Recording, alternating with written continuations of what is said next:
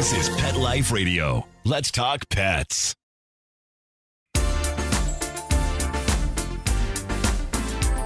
Rappaport to the rescue with award-winning animal advocate, best-selling author, journalist, and pet products creator, Jill Rappaport.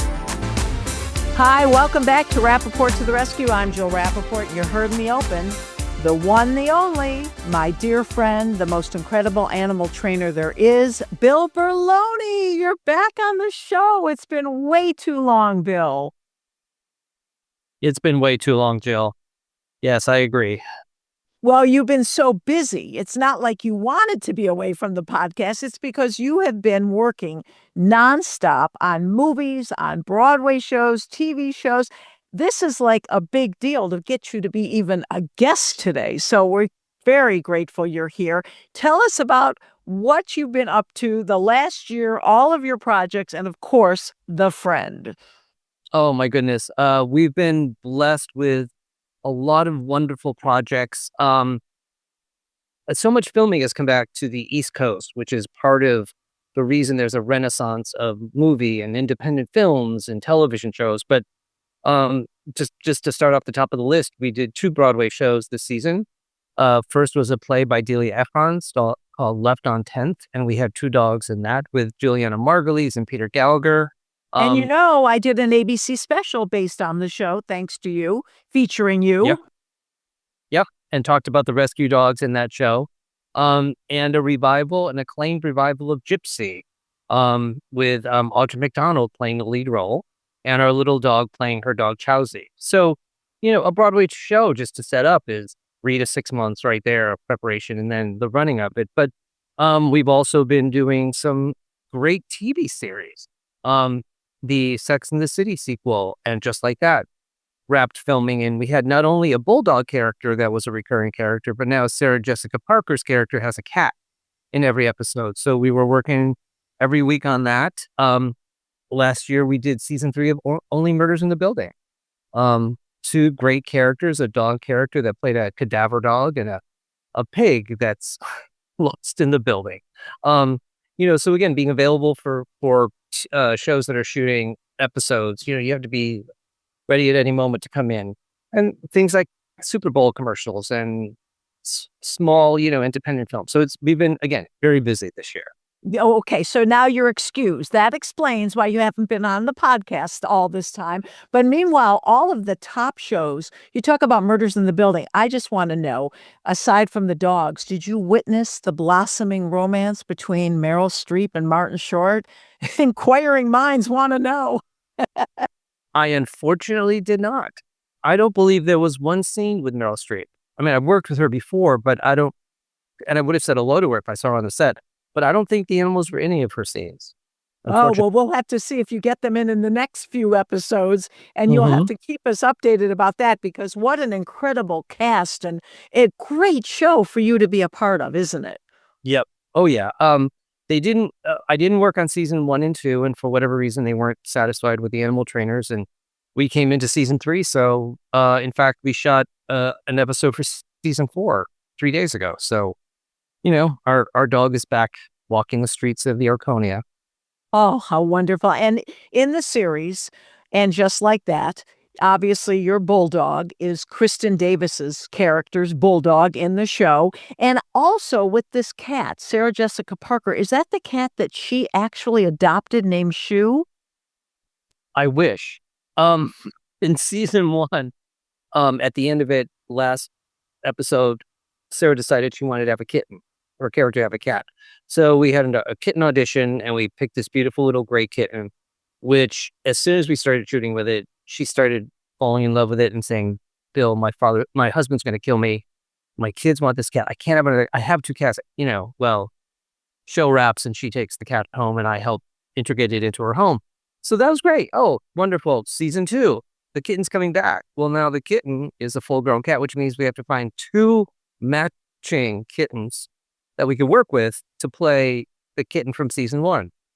So we did that. We got through season 2. And by then, those kittens have become very large. And fortunately, they decided in season 3 to write them as adult cats. So the 2 cats we had in season 2 came back and doubled their role for season 3. Well, that's such an interesting conundrum because if you are dealing with puppies and kittens Mhm. and they have a reoccurring role, you know, God willing, they Yeah. have to come back as dogs and cats. Yeah. And so, but it's challenging for you, training wise, appearance wise, every way, right? Well, yeah, and we have these wonderful two cats living in my apartment in New York, unemployed. So we don't know when they're going to go back to work. So yeah, but that's the magic of filming. It's making those impossible things happen, and it's a little more difficult with animals, but not impossible. Well, it's so interesting that you say we have these two wonderful cats living in Manhattan. People should know that when you literally rescue these animals off the streets, many in very dire situations, and they go on to become stars in their own right, you give them a life and a home for life, don't you? Yes, unless someone in my family wants it.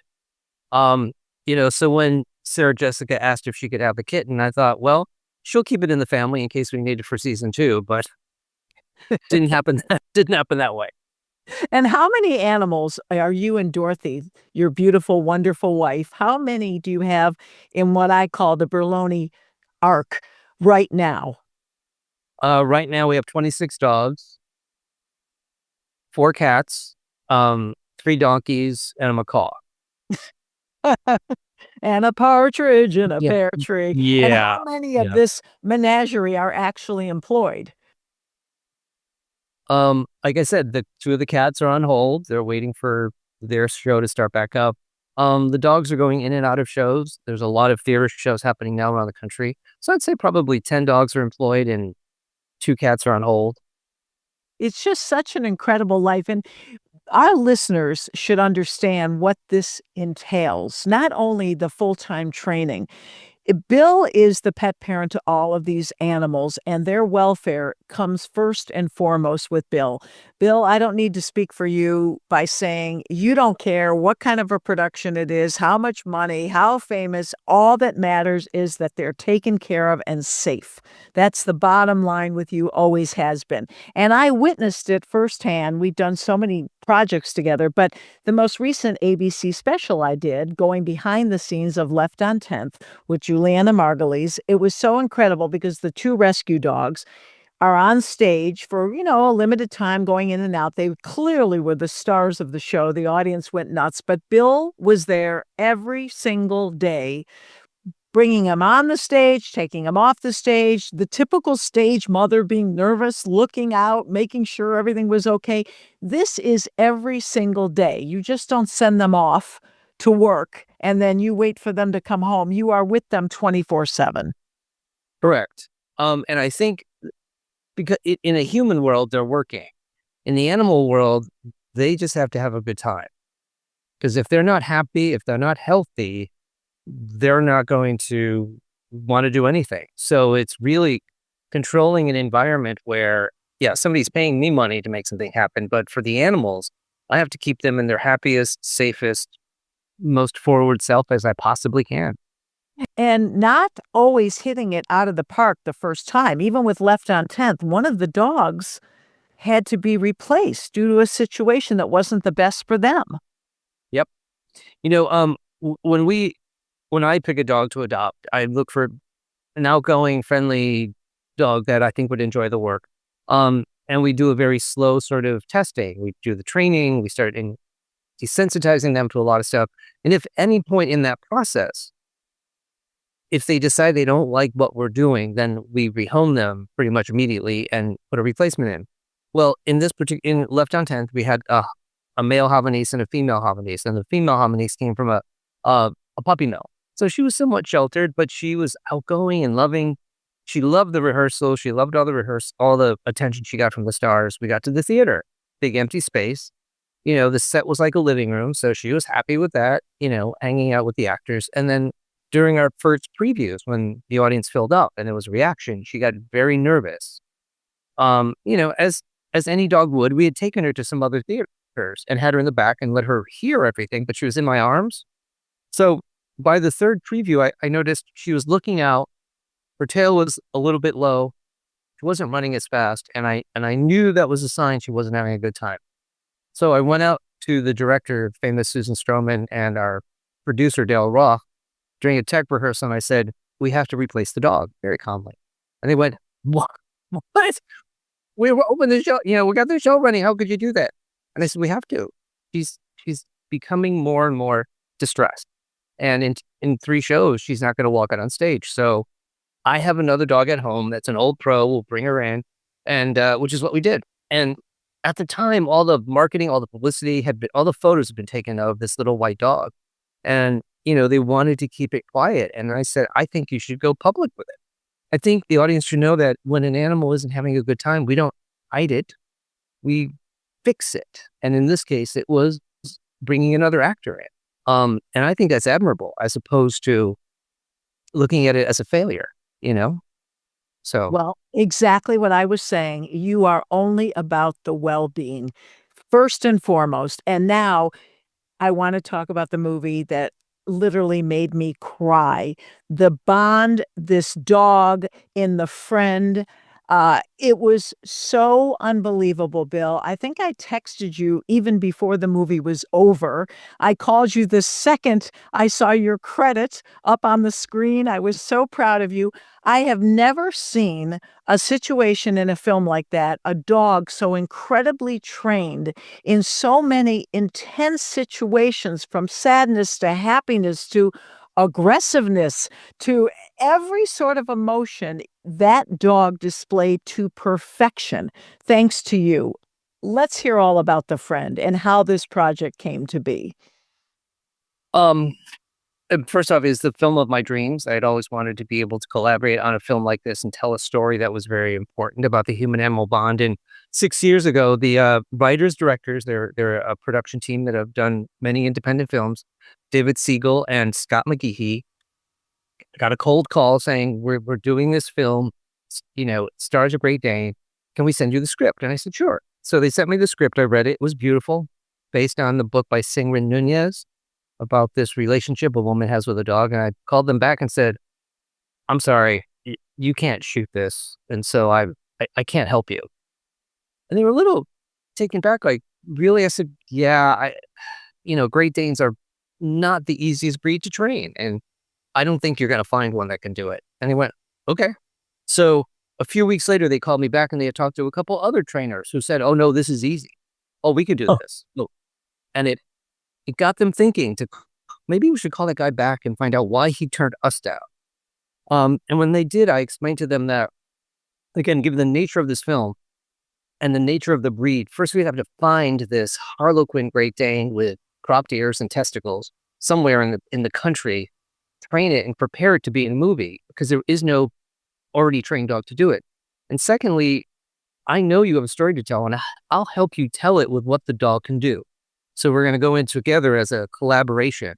Again, it's your story, but there may be ways we have to shoot it, set it up so that the dog will do what you need it to do. And they very gratefully brought me as a collaborator. So searched took us 8 or 9 months to find, and we saw probably 50 or 60 Great Danes across the country. I mean, we'd call, people would say, come look at them. We'd look at them. They'd try to bite us. It was not working. And then we were in Iowa on a trip. We went to Minneapolis, St. Louis, and Iowa to a small breeder. Her name is Bev Klingensmith. She works at Wells Fargo. She has 2 kids, and she breeds Great Danes once a year. And she also she volunteer trains at the local training center at night. So she had a 1.5-year-old dog, and she said, well, okay, actually, she got the email and she put it in the trash. And she tells us, a couple days later, she pulled it out and thought, well, maybe this is real. And she called. And so I spoke with her, and she knew who I was and agreed for us to meet her. And when I met her and her dog, within 5 minutes, I turned to the 2 filmmakers and I said, if we don't hire this dog, I'm going to bring it to New York and make a fortune off of it, because this is a Great Dane like anything I've never seen. And again, if I were to, and I've said this to Bev, I said, she had the relationship and the balance with this dog that I have with my dogs, and that's rare to find. So she agreed to participate in the film. And originally, this was back in 2019, my thought was, well, I'll take him, I'll train him. And she agreed to that. so that, because if she were on the set and there was Naomi, me and her, he'd be focused on the owner, on We're his talking mom. about Naomi Watts and also Bill Right. Murray, who's the other Yep. co-star. And so I had the dog, he was living with me, and 3 weeks before we started shooting in February 2020, COVID hit. So I returned him back to Iowa. And between COVID and when movies sort of lose steam, it's hard to get them going again, as you know. And they got it going, then there was the SAG strike. So then there was another pause.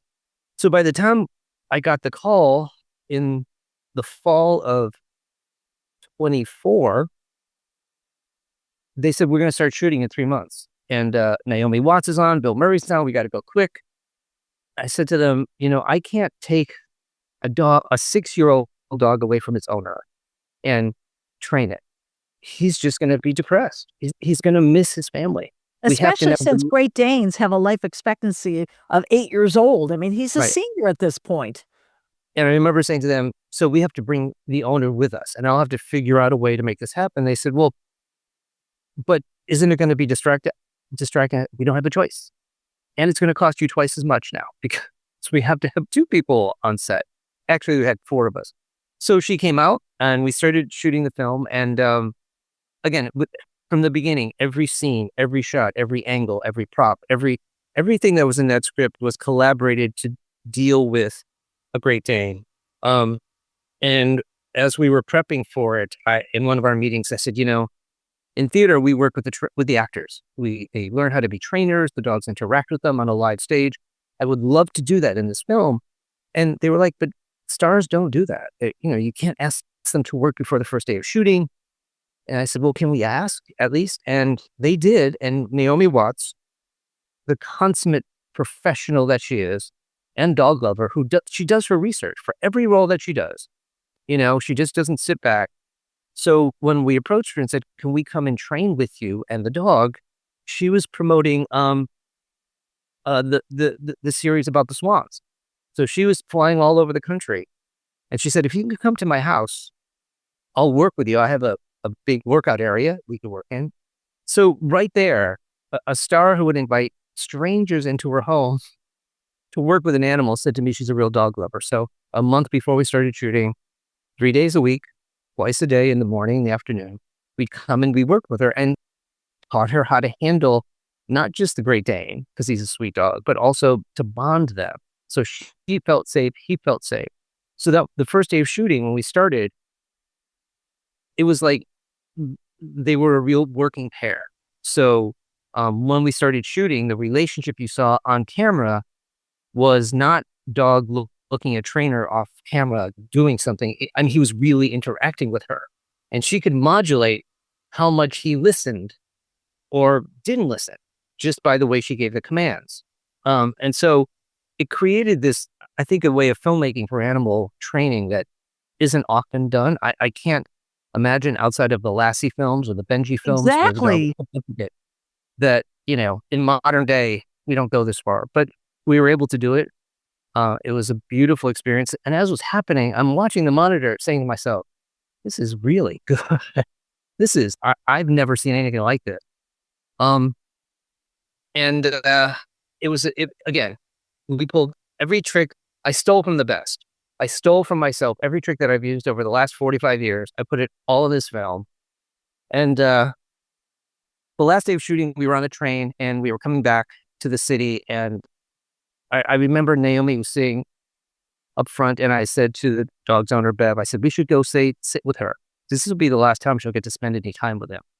And we did, and she was very grateful. We talked and laughed about the good times, and they dropped us off in Harlem, 125th Street train station, on the street there. And there was a limo waiting for Naomi. And so we all get down in the street, and we say goodbye, and she walks away, and we had taught him how to howl. And every time somebody left, we would have him howl. And so she's walking away. This is a movie in itself. She's walking away. He howls. She turns. She runs down 125th Street, hugs him, and cries. Oh. I mean, that's what you see in this production. You see, because it was real, it was authentic. She fell in love with Apollo, right? That was his name in the movie. And she just absolutely, you can see on screen how incredibly intense that bond was. This was not acting, this was real. yep. And yeah, again, in Hollywood, they would never do that. They would, and so my experience in theater, all those things that I thought would work in a film arena, I was allowed to do and try, and I think it's paid off. I have to tell you, the relationship between Naomi and the dog is everyone should go to the movies if you're an animal lover, because just to see the bond makes us feel so good to know that there's now a story on the big screen that really exemplifies that connection that we have to our animals. The dog, the expressions, the actions, the eyes, everything that dog did, everything you trained him to do was it was almost like surreal. I couldn't believe a dog could emote those kind of emotions, and it was because of you. And then there's a scene, not to give away the lead here, but on a boat where you, Bill Berloni, is an extra. Obviously, you needed to be there, and they actually incorporated you into the film so you could continue your incredible training with Apollo. Yep. Again, safety with a Great Dane on the streets of New York City or on a boat in the East River, first and foremost. And I remember saying to them, we always have to be within 6 to 10 feet of the dog at all times, wherever we are. And so when they set up the boat shot, they said, well, we're doing a drone. And I said, well, where can I hide? Well, you can't really be on deck. I said, well, then you don't have a dog in the shot. I mean, it was that cut and dry. So, okay, put me in a costume. I'll stand there. And there was another trainer with me. The gentleman standing next to me was also my trainer. So there were two of us there for safety. But yeah, there was a lot of, I mean, he loved Naomi. There's a scene where and we don't want to give too much away. He's gotten upset and destroyed some things in the apartment.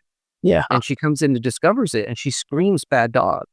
And we set up the shot, and before she entered, I said, we have to take the dog off. They were like, why? I said, because if Naomi comes in and calls him a bad dog, it's going to break his heart. He will really think, and he'll be off for 2 days. He'll be just, but a lot of trainers, a lot of directors don't think of that stuff. So when you see it, yeah, it looks like she's yelling at him, but he really wasn't there. Because you knew it would affect him so deeply. Yep. And that's what I mean about always worrying about the animal. And, Bill, the level of training, like you said, this is like a small pony, right?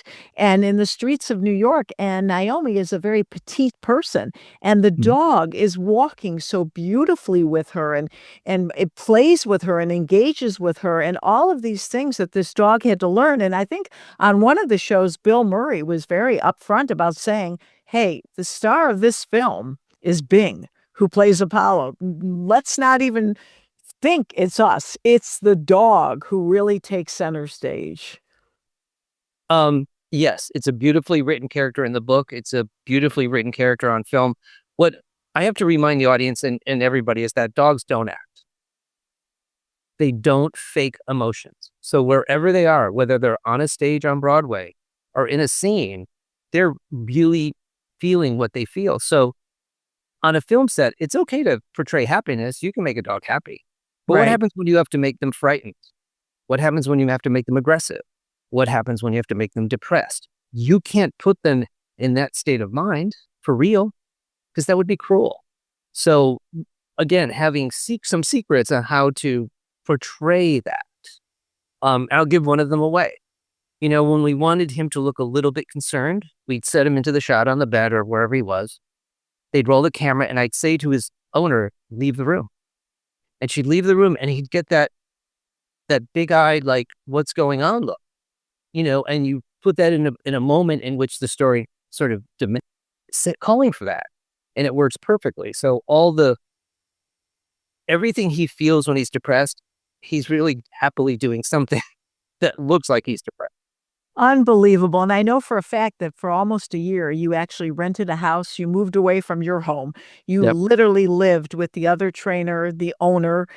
and the dog day in and day out. This was your whole life. I couldn't even get you on the phone for a good 4 months. You were completely out of pocket, but it shows, Bill, it is so worth what you did, because when people, if you haven't seen it already, it's in theaters now. It is a labor of love and such an incredible testament to you and your training. And on a final note, we've talked about this before. There really should be Oscar nominations for animals, because Bing would be getting a Best Actor on Four Legs award coming up next year. Don't you agree? I do. But it stems from the industry itself. I mean, animals are props. I report to the head of the property department. They're put in the props department. So already we're categorized as inanimate things that we just use on the set. So when they do start going above that title, yeah, they'll take it, but they won't acknowledge it. So within the industry, they keep us sort of contained. And then I just feel like if we pointed out that animals are sentient and that they could work and they can entertain us, it might get people to thinking about their pets or how they treat other animals. I mean, if we could be role models and say, look at these wonderful creatures, they deserve accolades, they deserve to be treated well. That just says to the rest of society, well, maybe we should do that in real life. That's what I see an award saying, more than anything else. Oh, Bill, what a beautiful note to end on. And it's so important to get that message across. And now that I have you here today, you got to be on regularly again. I know you're still crazy busy, but we miss you so much on this show. But at least now our listeners know why you haven't been on in so long. And we're going to get everyone to go to the movie theaters, see The Friend. Bill, you are truly doing God's work. And we're so happy you're here with us today. Well, if we're doing God's work, you're reporting it. So that's the important thing, that people know about it. The incredible Jill Rappaport to the rescue. Thank you for pointing it out to people. Oh, God. Well, Bill, I love having you on. The work that you do just blows me away. I cannot wait to see all the shows that you're working on and see what those animals are going to be doing this season. Thank you so much for taking the time out of your crazy busy schedule. I know you're running back to Broadway to, oversee another show. It is great to catch up with you, and unbelievable congratulations and great job. Can I give you a little tease? Yes. I'm working on a film that's going to start shooting in September here in Manhattan, and it stars a cow. What? A cow. Is this your first time training a cow? He's saying yes, folks. I mean, outside of walking them on a set in a farm scene, this film is asking you to run through the streets of Manhattan and, All I can say is, I can't say what it is. I can't say the title, who's starring in it, but we're deep in preparations for how to shoot a cow when the cow's in the title of the movie. So that'll be a great story. Bill, all I can say is, holy cow. Yeah. Oh, wow. Can't wait to hear more about this when you can tell us more. Bill Berloni, it has been such a pleasure. Everyone, please go out, see The Friend, bring some tissues with you. And I'm just preparing you right now. Your jaws will be dropped when you see what this incredible dog is doing in this film, thanks to the amazing Bill Berloni and his talents. Bill, great catching up with you. And thank you all for joining us today on the special edition of Rappaport to the Rescue. Let's Talk Pets, every week on demand, only on PetLifeRadio.com.